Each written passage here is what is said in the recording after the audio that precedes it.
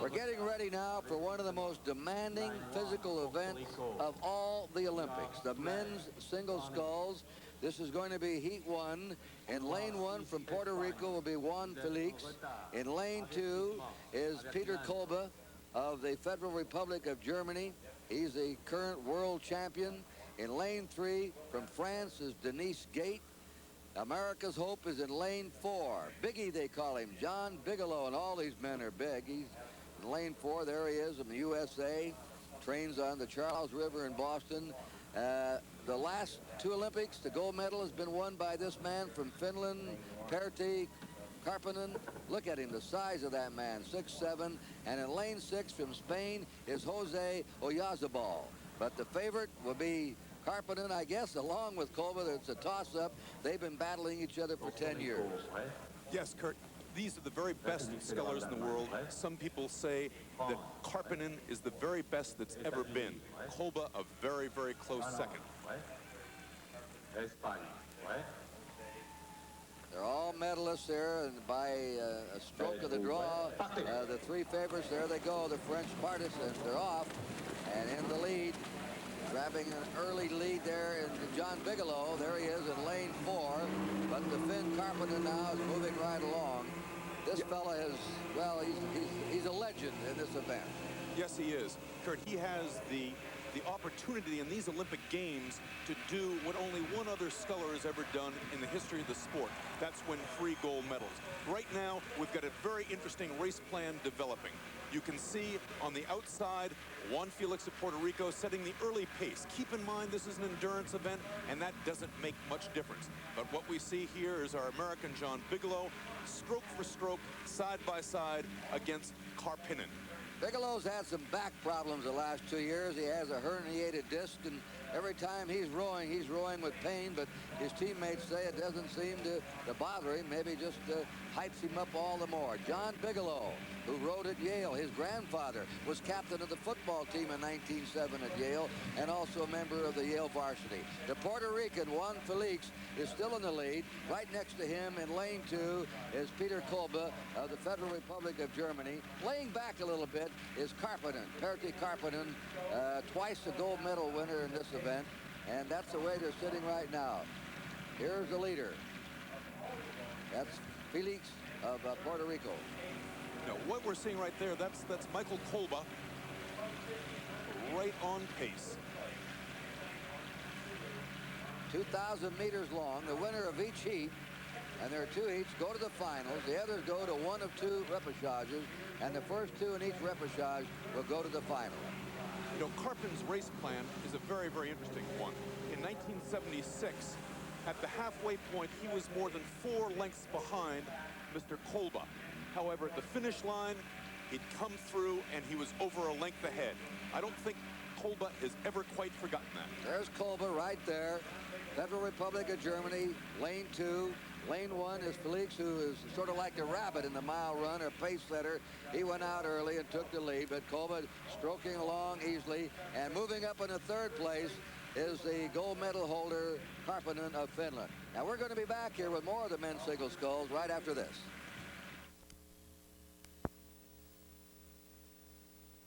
Here at Lake Casitas, the site of our rowing events. We're in the men's single sculls in Heat 1. There's Karppinen of Finland.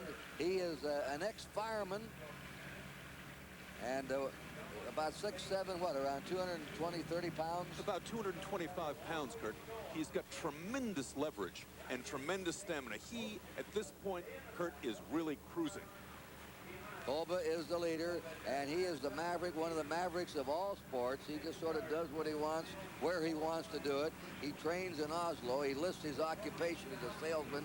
He started rowing at the age of 12. He has won 4 single scull world championships and a silver medal in the Montreal Olympics. Now, Kolbe's the leader, but there's his old buddy, Karppinen, coming right up on him. The Puerto Rican has faded, and there is in lane 3 is Bigelow. Bigelow is in 3rd place right now. Here's the leader, Peter Kolbe. Yes, Federal Republic of Germany. You notice Kolbe just glanced over. He's looking at Karppinen, seeing what he's up to. Both of these men always will keep an eye on one another. And there's the relentless Finn. He's there. Kolbe can feel him.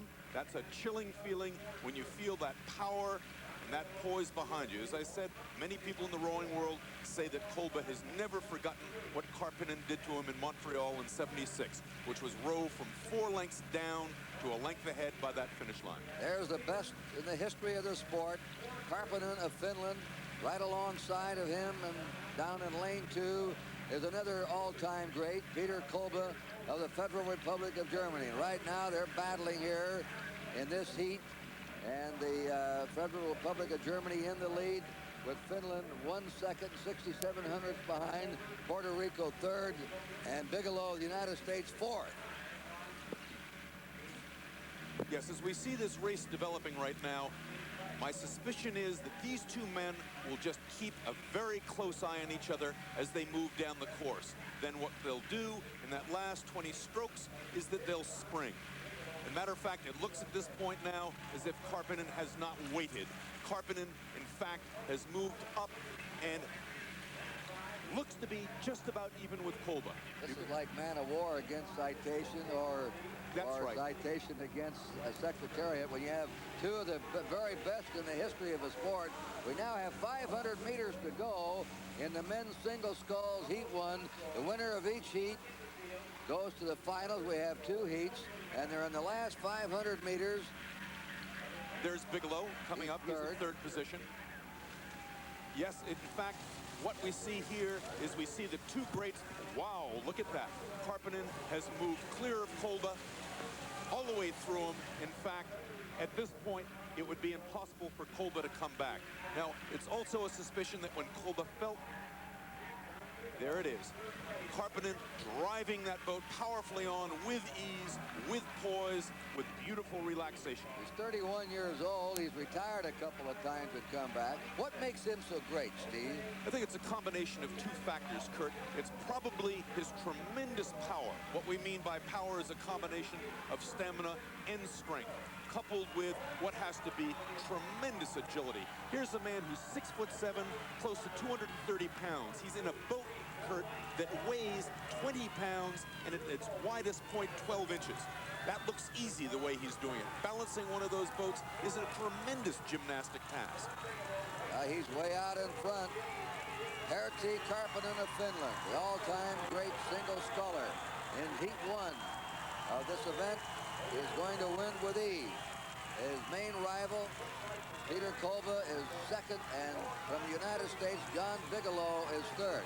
That's the pre-race predictions for the Olympics.